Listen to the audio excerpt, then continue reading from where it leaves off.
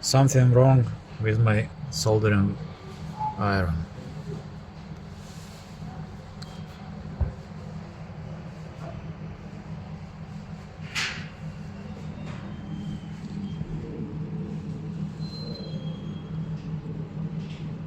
Twenty volts.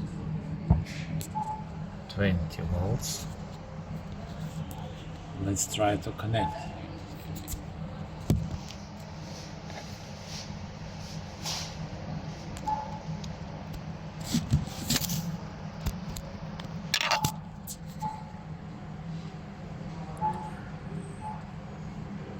So let's hit.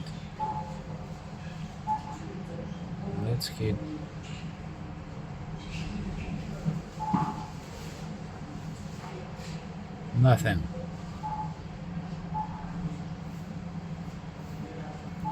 Try one more time.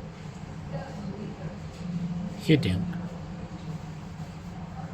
Not switched on, switched off. So try hit again.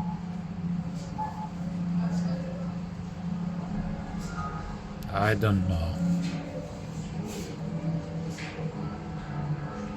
Hit again. 21 volts. Everything okay. 20 volts. Ground. Connected. Everything okay.